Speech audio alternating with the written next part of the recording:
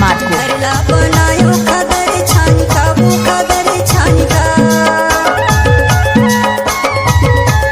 घरला बनायो खादर छानिका वो खादर छानिका, तोरे मीठे मीठे बोली लागे है बानिका वो लागे है बानिका, तोरे मीठे मीठे बोली लागे है बानिका वो लागे है बानिका।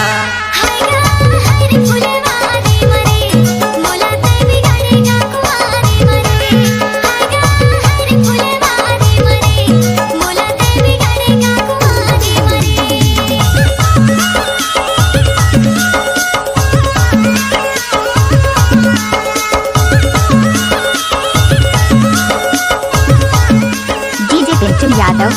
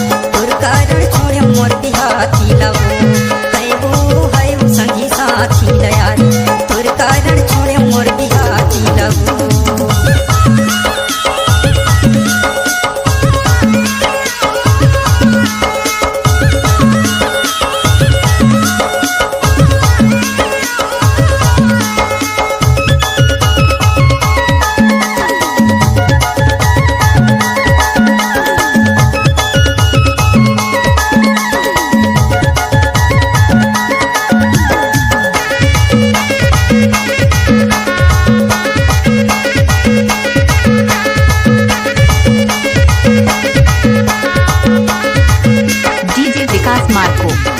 एमपी मरई तू मुर्जिंदा टोला गाँव मुर्जिंदा टोला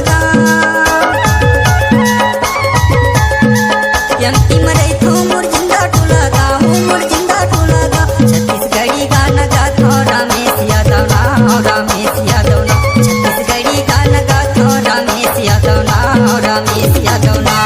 हाय वो संगी साथी लया, तोर कारण छोड़े मोर बिहाती लवो।